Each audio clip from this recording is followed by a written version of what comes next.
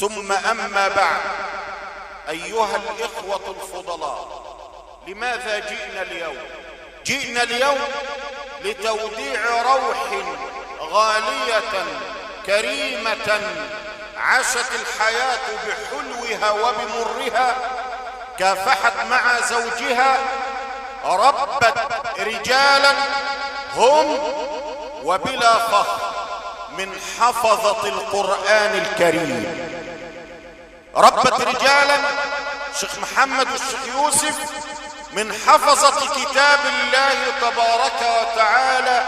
كنا زملاء في الأزهر الشريف مع بعضنا البعض، لم نخطئ في حق بعضنا البعض يوما من الأيام، وإنما وإلى الآن نقابل بعضنا بكل ود وترحاب وبابتسامة، لأن النبي صلى الله عليه وسلم يقول: تبسمك في وجه أخيك صدقة. الأم يا عباد الله لها منزلة كبيرة جدا، منزلة لا بد لكل إنسان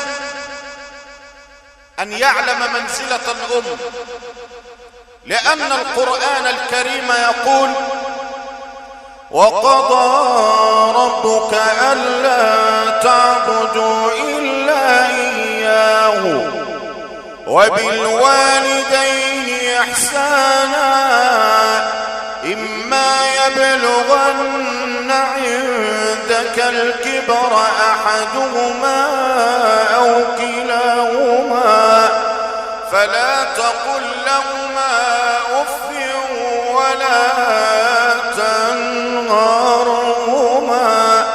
وقل لهما قولا كريما واخفض لهما جناح الذل من الرحمة وقل رب ارحمهما كما ربياني صغيرا. اللهم ارحم كل أم قلبها فارق الحياة، وبارك في عمر كل أم قلبها ما زال ينبض بالحياة. سيدنا موسى بن عمران عليه وعلى نبينا الصلاة والسلام يقول لرب العزة: يا رب عرفني رفيقي في الجنة. يا رب من هو رفيقي في الجنة؟ فقال له: يا موسى أول رجل سيمر عليك من هذا المكان هو رفيقك في الجنة.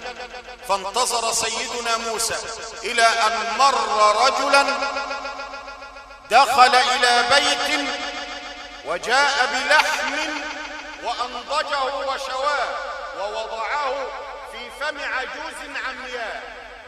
فقال له سيدنا موسى وهو لا يعرفه: من تكون هذه؟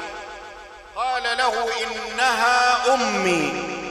اسمع يا من توحد الله، إنها أمي. أمك ألا تدعو لك دعوة؟ سيدنا موسى بيسأل الرجل بيقول له: هي أمك ما بتدعي لكش دعوة؟ قال له: هي دعوة واحدة كلما أطعمتها وسقيتها تقول لي: اذهب يا بني جعلك الله رفيق موسى بن عمران في الجنة.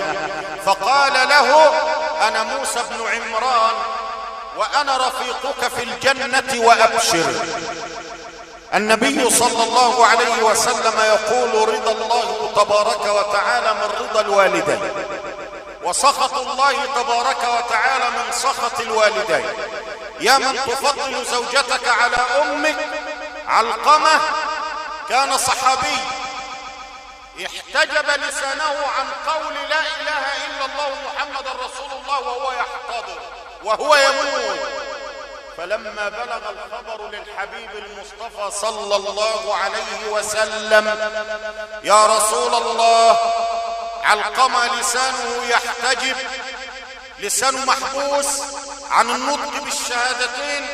فكان من صفات حبيبك النبي صلى الله عليه وسلم أنه كان يعالج الأمور بحكمة. فقال لها: يا أم علقمة، بما أنه أغضبك سنجمع الحطب ونحرق علقمة.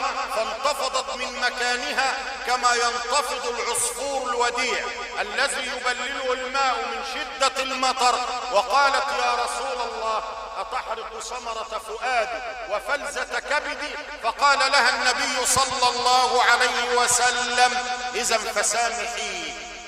فسامحته، فأرسل له النبي من يلقنه الشهادة. يقول الراوي أن الشهادة نزلت من على لسان علقمة كما ينزل ماء الجبل من أعلى الجبل. سنحاسب ونقف